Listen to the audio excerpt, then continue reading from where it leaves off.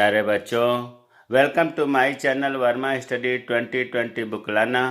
मैं UP board के class 11 के छात्र छात्राओं के लिए ज्योग्राफी सब्जेक्ट को हिंदी माध्यम से मैं फुल कोर्स कराऊंगा। यदि आप फुल कोर्स करना चाहते हैं तो मेरे चैनल को सब्सक्राइब कीजिए और बेल आइकन को प्रेस करना ना भूलें, ताकि जो भी वीडियो मैं अपलोड करूं उसका नोटिफिकेशन आपको सबसे पहले मिल सके। प्यारे बच्चों, भौतिक भूगोल के मूल सिद्धांत में चैप्टर 7 चल रहा है, भू आकृतियाँ तथा उनका विकास। इसमें आज पार्ट 2 है, अर्थात दूसरा वीडियो है। कल इसके पहले वाले वीडियो में हमने नदियों के द्वारा बनने वाली स्थल आकृतियों के बारे में बताया। अगर आप नहीं देखे हैं तो आई बटन को क्लिक करके देख लें। आज हम लोग पढ़ेंगे भूमिगत जल के बारे में, जिसको हम अधोभौमिक या भौम जल या अंडरग्राउंड वाटर कहते हैं।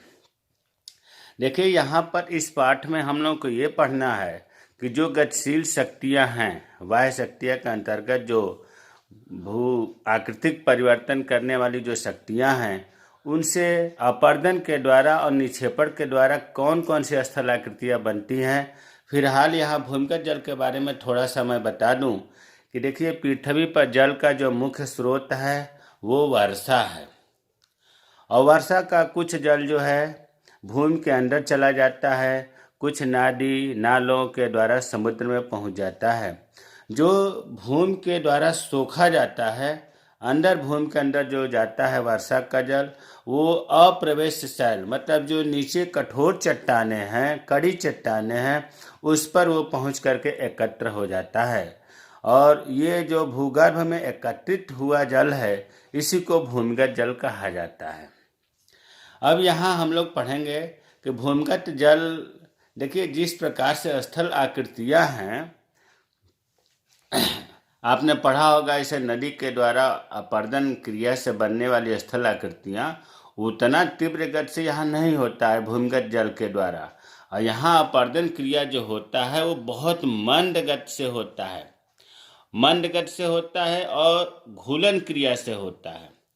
अर्थात जो अपर्दन की आकृतियाँ बनेंगी, स्थल आकृतियाँ बनेंगी, उसको हम ये भी कह सकते हैं कि घूलन क्रिया के द्वारा या मंद अपर्दन क्रिया के द्वारा स्थल आकृतियाँ बननी।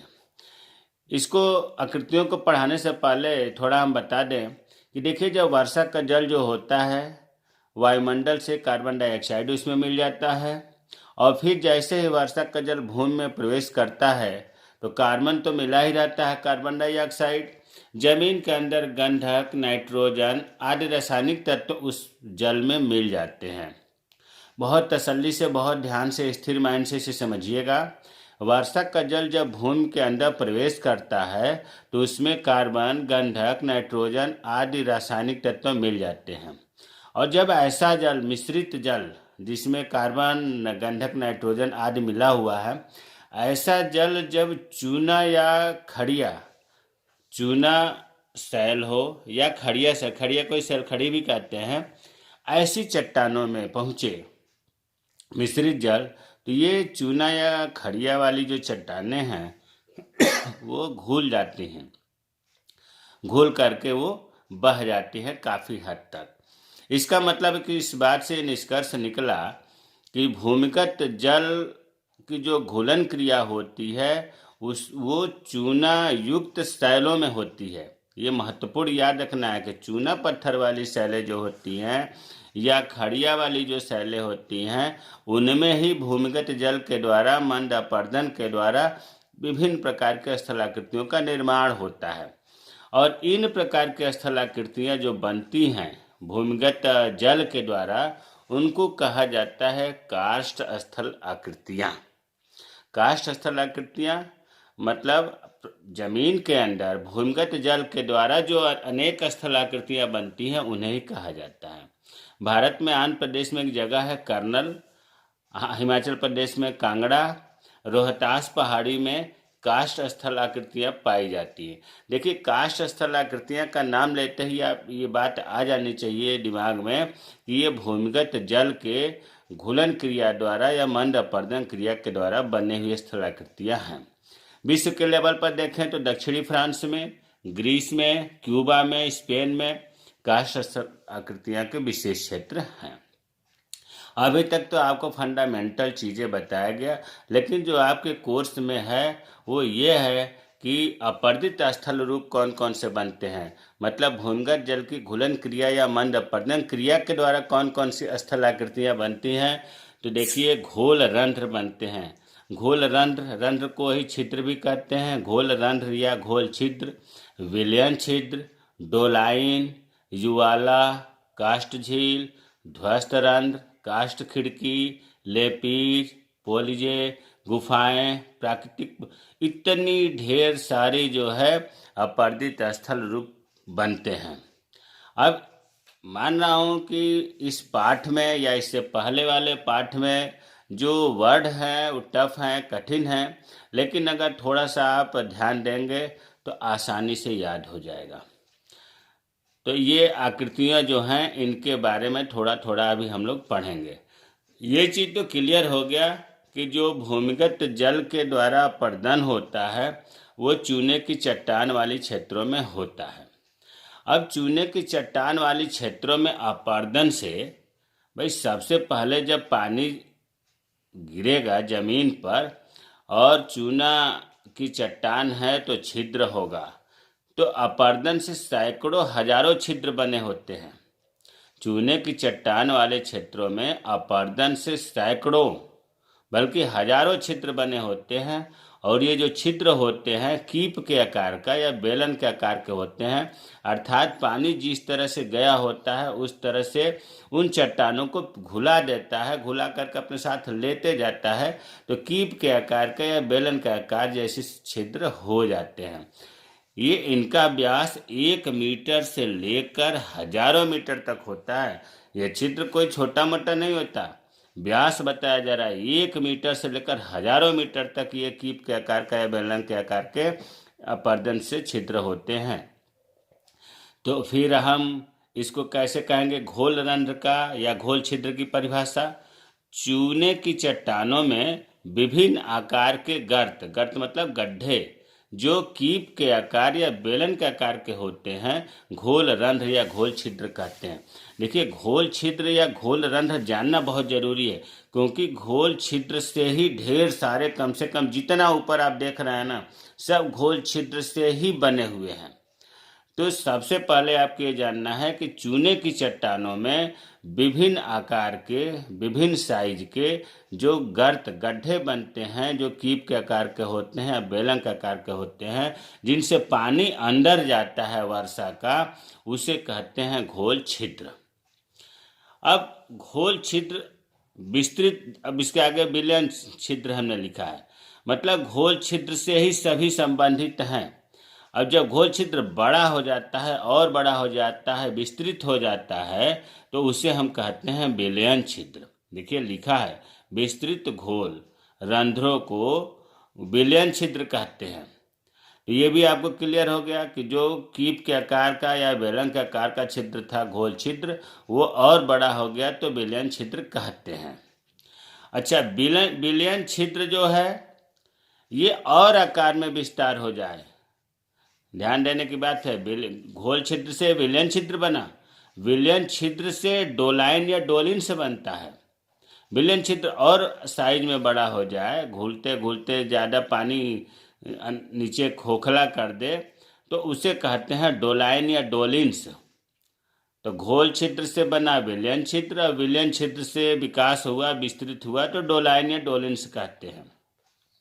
अब देखिए, डोलाइन वो स्थिति है जो काफ़ी व्यास में, जब आपका घोल छिद्र ही 1 मीटर से 1000 मीटर तक लंबाई व्यास का था, तो ये तो बहुत लंबा चौड़ा हो गया। अब ये काफ़ी गहराई भी होता है, लेकिन कई बार ये देखा जाता है कि इसकी गहराई जो डोलाइन का है, इसके छिद्र जो है वो बंद हो जाते हैं शैल चूर्णों से, मिट्टी से। आप मान लो इधर उधर से भूस्खलन हो गया, जो छिद्र है वो बंद हो गए, निक्षेपित हो गया उसमें शैल चूर्ण, मिट्टी इत्यादि, और नीचे का भाग बंद हो गया। जो नीचे जल का प्रवाह हो रहा था वो रुक गया। तो अब जब नीचे का छिद्र बंद हो गया तो ऊपर पानी रुकेगा, तो इसे कहते हैं काष्ठ झील। प्यारे बच्चों, डोलाइन से ही कास्ट झील। डोलाइन का जब रास्ता बंद हो जाता है, नीचे का जल प्रवाह रुक जाता है। कैसे रुक जाता है? मिट्टी से, सैलचूड़ से निक्षेपित होने से, जम जाने से, तो फिर ऊपर झील जैसी संरचना बन जाती है, जिसको हम कहते हैं कास्ट झील। अब कभी कभी, अब आगे हम पढ़ेंगे कास्ट खिड़की के बारे में। कभी कभी होता क्या है कि डोलाइन क्षेत्र देख रहे हैं कि आप काफ़ी गहराई में होता है, काफ़ी लंबाई, व्यास, चौड़ाई में होता है। तो जब कभी कभी डोलाइन क्षेत्र बहुत विस्तृत आकार का हो जाए और जो धरातली सतह है, जो भूपटल है, वो टूट करके नीचे धंस जाए और धरातल के नीचे जब देखा जाए तो भूमिगत जल दिखाई देने लगे ऊपर से, तो इस प्रकार की आकृति को कहते हैं कास्ट खिड़की। खिड़की से ही तो देखा जाता है। तो यहाँ आप ऐसे समझिए फिर एक बार कि जो डोलाइन है वो पानी नीचे जा रहा है। डोलाइन बहुत बड़े आकार का होता है और किसी कारण से और बड़ा हो गया और जो धरातल ऊपर परत था वो टूट गया, नीचे धंस गया, बहुत बड़ा गड्ढा बन गया। और उस गड्ढे में अगर हम नीचे देखें तो पाताल भूमि मतलब भूमिगत जल, जमीन के नीचे का पानी दिखाई देने लगे। तो जब नीचे दिखाई देने लगता है तो हम कहते हैं कास्ट खिड़की। इसका मतलब ये हुआ कि डोलाइन का बृहत रूप कास्ट खिड़की होगा। जब पानी दिखाई देने लगे, भूमिगत जल दिखाई देने लगे, तो उस आकृति को कहते हैं कास्ट खिड़की। अब देखिए, सबसे पहले अभी बताया था कि घोल छिद्र का निर्माण होता है। घोल छिद्र का विस्तृत रूप विलयन रंध्र होता है या विलयन छिद्र होता है। और जब कई विलयन छिद्र एक साथ मिल जाएं, कई विलयन छिद्र एक साथ मिल जाएं और ऊपरी सतह टूटकर गड्ढे का आकार विस्तृत हो जाता है, ऐसा दोनों अलग अलग कंडीशन है। भाई, कई विलयन रंध्र एक साथ मिल जाएं तो बहुत बड़ा छिद्र हो जाएगा। बहुत बड़ा होगा तो निश्चित रूप से ऊपरी सतह जो है, ऊपरी परत है, वो टूटेगा, नीचे गिरेगा, बहुत बड़ा गड्ढा हो जाएगा। इसे हम कहते हैं युवाला। कई विलयन रंध्र मिलकर के क्या बनाते हैं? युवाला। युवाला दीवार की तरह खड़ी होती है और इनकी गहराई लगभग 100 मीटर तक हो जाती है। कई बार तो इस नदियाँ जो है ना, इन युवालों में गिर करके पते नहीं चलता, लुप्त हो जाती हैं। युवाला इतना गहरी होती है, 100 मीटर तक गहरी होती हैं और दीवार की तरह खड़ी होती हैं। इनका निर्माण कैसे होता है? कई विलयन छिद्रों के मिल जाने से होता है। अब युवाला भी अगर मिल करके विशाल खाइयाँ बनावें, युवाला अगर कई युवाला मिल जाएं तो क्या होगा? बहुत बड़े बड़े घाटियाँ बनेंगी, खाइयाँ बनेंगी, जिनको कहा जाता है पोलिजे। एक दूसरे से जुड़ा हुआ है, इसलिए ध्यान से देखने की ज़रूरत है। सबसे पहले हमने बताया था कि घोल छिद्र या घोल रंध्र का निर्माण होगा। फिर हमने बताया था कि घोल छिद्र में थोड़ा सा विस्तृत साइज होगा, विस्तृत होगा तो विलयन छिद्र बनेगा। और विलयन छिद्र जब और विस्तृत होगा तो हमने बताया था कि डोलाइन बनेगा। और डोलाइन से कास्ट, डोलाइन का जब मुंह बंद हो जाएगा तो कास्ट झील का निर्माण होगा। और अगर मुंह बंद नहीं है, उसका धरातली सतह टूट गया, नीचे का पानी दिखाई देने लगा, तो हम कास्ट खिड़की कहेंगे।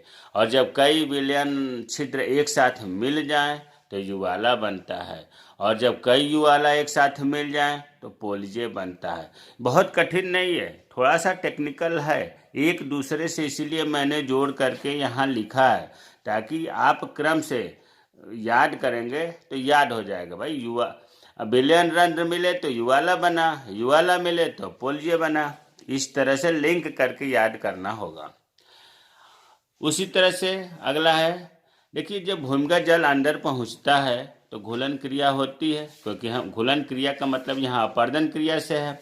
घुलन क्रिया होती है तो भूमि के नीचे जो है खोखला आकृति बन जाती है, उसे हम कंदराएं या गुफाएं कहते हैं। भाई, अंदर चूना युक्त सैल है और ऊपर से जब मिश्रित जल पहुंचा जिसमें कार्बन, नाइट्रोजन, गंधक मिला हुआ है। जैसे वो पानी पहुंचता है चूना युक्त सैलों में तो चूना घुल जाता है, पानी के साथ इधर उधर बह जाता है, तो नीचे बहुत बड़ा गुफा बन जाता है। ये गुफा इतनी बड़ी होती है, 12 से 15 किलोमीटर तक लंबी होती है। हाँ जी, 1-2 मीटर नहीं, 12 से 15 किलोमीटर लंबी होती है और 3 से 5 किलोमीटर तक चौड़ी होती है। तो इस तरह की आकृति अगर बनती है, नीचे खोखला बहुत लंबा चौड़ा, तो उसे कहते हैं गुफाएं।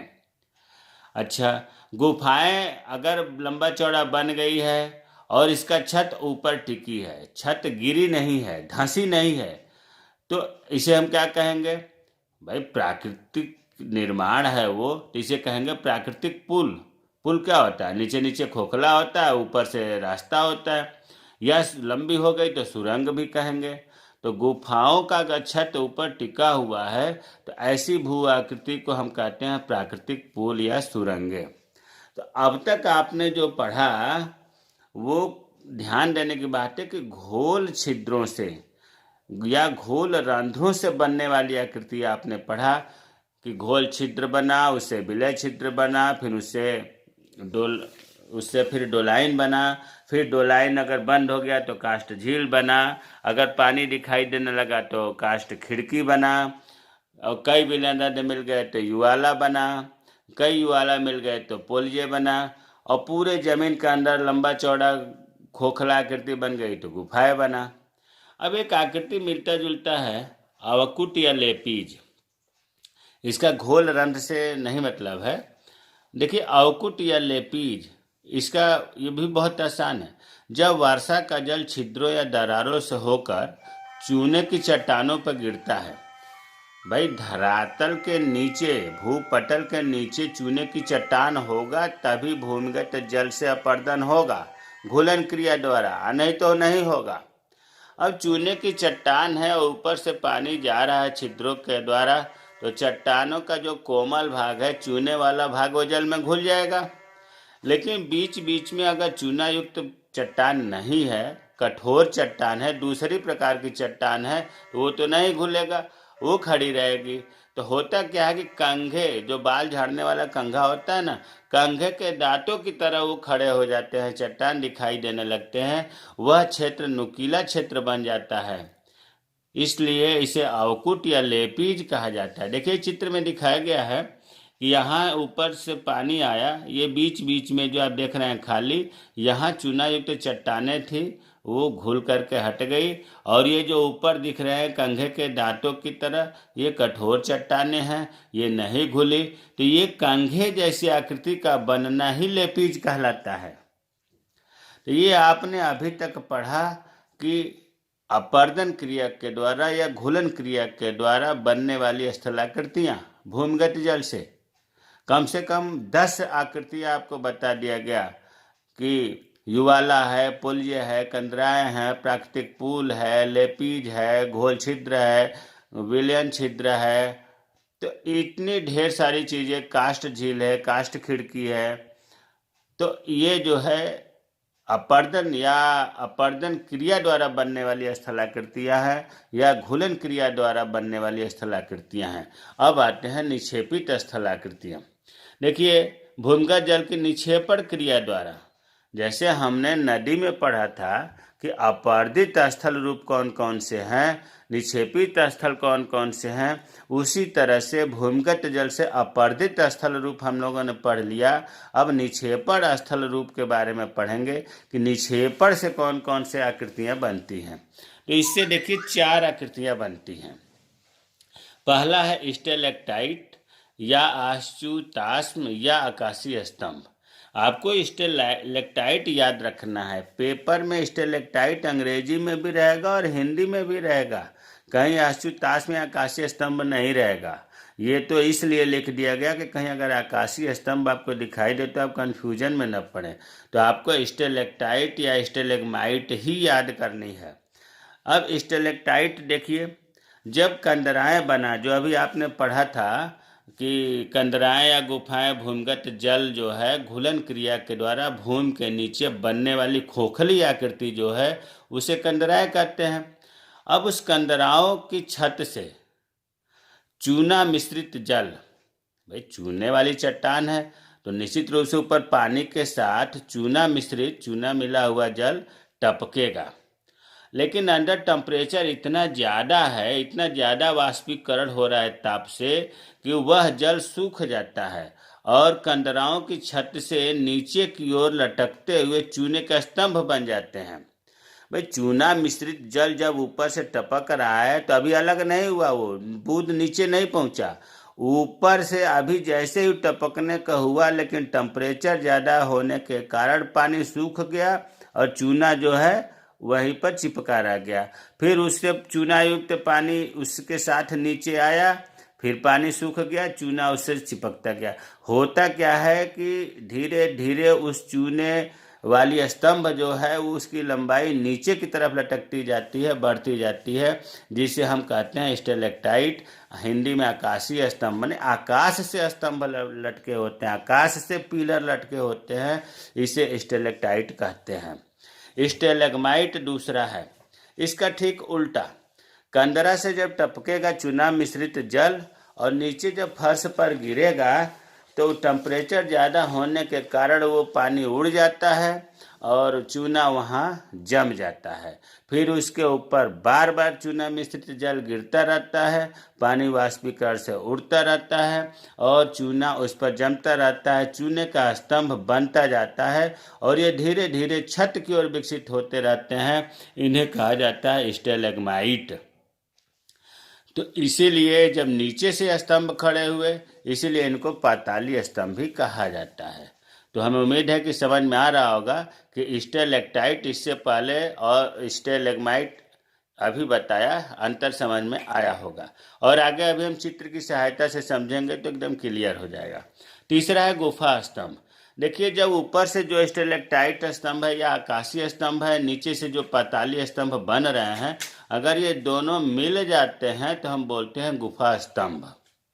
और चौथा है ड्रिप स्टोन। ड्रिप स्टोन, जब छिद्र के द्वारा अभी तक आपने देखा कि पानी नीचे पहुंच रहा है, अगर छिद्र के द्वारा न पहुंच करके किसी दरार से टपकता हो, लंबवत टपकता हो, दरार जैसा टपकेगा तो नीचे जो निक्षेप होगा वो दीवार जैसा ही तो होगा। भाई लंबा अगर दरार है तो पानी लंबे में टपकेगा और नीचे जब सूखेगा तो लंबी दीवार खड़ी होगी। तो जो दीवार जैसा निक्षेप होता है उसे कहते हैं ड्रिप स्टोन। इसको चित्र के माध्यम से एक बार फिर से बढ़िया से समझ लें। देखिए, ये ऊपर जो दिखाया गया है ये है धरातली सतह अर्थात भूपटल, और ये ऊपर 3-4 दिखाया गया है घोल छिद्र। इन्हीं की सहायता से वर्षा का जल पहुंचता है अंदर, और वर्षा का जल जैसे इसमें पहुंचता है तो नीचे नाइट्रोजन, गंधक, कार्बन इसमें मिल जाते हैं जी। और ये नीचे चूने की चट्टान है जो इस पानी जैसे ही ये भूमिगत जल, वर्षा का जल नीचे पहुंचता है, ये खोखला हो जाता है, जिसको हम कहते हैं कंदरा, गुफाएं, जो कि आपको बताया गया कि बहुत इनकी लंबाई और चौड़ाई होती है। अब जो है ऊपर से चूना मिश्रित जल आप ध्यान से देखें, नीचे टपक रहा है लेकिन पानी वाष्पीकरण से उड़ जा रहा है और ये चूना जो है नीचे की तरफ ही इनकी लंबाई बढ़ती जा रही है, जिसे कहते हैं स्टेलेक्टाइट या आकाशीय स्तंभ। इतने ढेर सारे आकाशीय स्तंभ या स्टेलेक्टाइट आपको दिखाए गए हैं, ये ऊपर आकाश से लटके हुए हैं। पानी, चूना मिश्रित पानी टपकने के कारण हुआ है, पानी वाष्पीकरण से उड़ गया और चूना जो है नीचे की तरफ स्तंभ होते हुए बढ़ रहा है। ठीक इसका उल्टा, नीचे जब पानी की बूंद नीचे बार बार टपकता है, मिश्रित चूना मिश्रित जल, पानी उड़ जाता है, चूना जमता जाता है, जिससे ये स्तंभ खड़े हो जाते हैं। ये नीचे से खड़े होते हैं, पाताल से खड़े होते हैं, इसीलिए इन्हें पाताली स्तंभ या स्टेलेग्माइट कहते हैं। प्यारे बच्चों, अगर ये आकाशीय स्तंभ और ये पाताली स्तंभ मिल जाते हैं, देखो यहाँ मिला हुआ दिखाया गया है, मिल जाते हैं तो इन्हें कहा जाता है गुफा स्तंभ। तो हमें उम्मीद है कि चित्र की सहायता से आपको रटने की जरूरत नहीं है। जो आकाश से स्तंभ बने, ये कहाँ बनेगा? चूना युक्त स्थलों में कैसे बनेगा? चूना मिश्रित जल टपकने से, तो उसे कहते हैं स्टेलेक्टाइट। और इस पाताल से अगर स्तंभ बनता है तो उसे कहते हैं स्टेलेग्माइट। दोनों आकाशीय स्तंभ और पातालीय स्तंभ मिल जाते हैं, उसे कहते हैं गुफा स्तंभ। उम्मीद है कि भूमिगत जल के द्वारा बनने वाली अपर्दन से स्थलाकृतियाँ तथा निक्षेपण से बनने वाली स्थलाकृतियों के बारे में समझ में आया होगा। अगर कोई चीज़ नहीं समझ में आया है तो आप कमेंट बॉक्स में कमेंट करें, मैं रिप्लाई करूँगा। मेरे चैनल को सब्सक्राइब कीजिए। जय हिंद, जय भारत।